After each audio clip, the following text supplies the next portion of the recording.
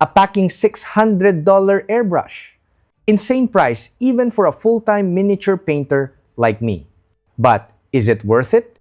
Should you get one? I can't really tell you what is worth it or not, but I can tell you how you know when to upgrade your airbrush. So in this video, we will unbox this Iwata Takumi airbrush and test it on a Sazabi gunpla.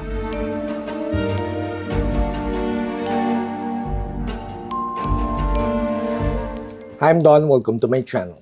This channel is supported by all these awesome brands. Also, special thanks to The Army Painter for making this video possible.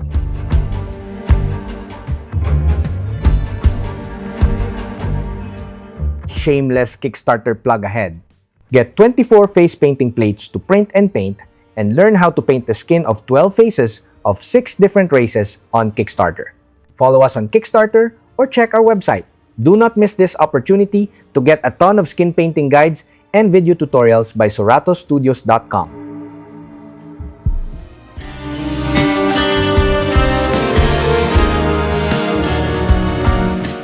The unboxing was filmed by my daughter Nico. This beautiful Iwata airbrush is sent by SprayGunner.com. SprayGunner has everything when it comes to airbrushing, so do check my daughter's SprayGunner affiliate links in the description below. Iwata calls this airbrush Custom Micron. Even without knowing the $600 price tag, you know that this airbrush is pricey just by looking at the premium aluminum box. The case or box looks and feels premium, nothing like the plastic cases of other premium airbrushes. The aluminum case looks like a case for jewelry or a luxury watch. While the daughter was filming, I was like, that is frigging beautiful.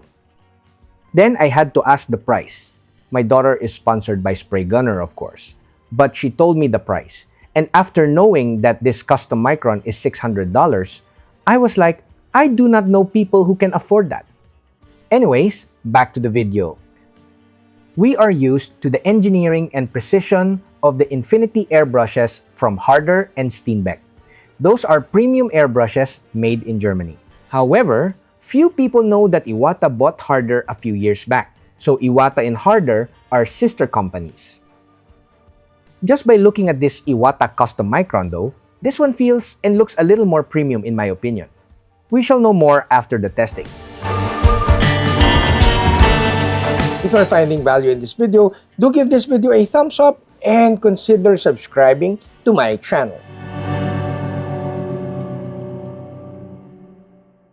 Me, Nico, and with friends from Hajime Model Studio, flew to Singapore to join a small non-Bandai mecha contest. I had no plans to join. I love Gunpla and mecha, but to be honest, it is not really worth my time anymore. So I simply grabbed an old painted Sazabi and painted some patterns using this Iwata Custom Micron for my entry. I painted or repainted the Sazabi a day before our flight. The Sazabi was so dusty, it felt like it took me longer to clean the kit than the actual airbrushing. Using the Iwata Custom Micron was fun and exciting though. Scary since I know the airbrush is expensive, but after a few strokes with this airbrush, I knew I needed practice. It was my first time using an airbrush that has a side cup. The paint cup is on the side, and I found it weird during the first few minutes of airbrushing. I also felt the cup could pop out any minute. But of course, the cup was pretty stable. I like that you can adjust the angle of the side cup depending on the angle of your airbrushing. As mentioned earlier and as seen in the video, I needed practice. My thinning with the non-airbrush ready paint was bad, and I am not yet used to the sensitivity of the trigger of this Iwata airbrush. I did a couple more airbrushing with this airbrush after this one though, and I must say, this airbrush is very fun and comfortable to use. Now, before my final thoughts, a huge thanks to all my patrons at Patreon. After a few months and a few more airbrushing sessions with this Iwata Custom Micron, the $600 price tag aside, this is the best, most comfortable, precise, well-balanced, easiest to control airbrush I have ever used in my 46 years on this planet. The side cup needs a little getting used to, but it actually serves a very important purpose. The paint cup being on the side means that it is not blocking your view of the needle of the airbrush. This simply means that it felt like painting with an actual brush or even drawing with a pen. The cup, being on the side for precision work, is a genius design by Iwata. This Iwata Micron is also the smallest airbrush I have ever used. This means that my fingers are closer to the nozzle, which means more control for precision work. The design and the size of this airbrush are truly geared towards precision airbrushing work. I cannot wait to show you how this airbrush works when it comes to miniature painting. Now, is this Iwata Custom Micron worth the $600 price tag? Should you buy one? Should you upgrade to this one? In my opinion, you should get this airbrush if you have good airbrush dexterity and control. If you have developed very good skills with the airbrush, then getting a premium one like this will be worth it.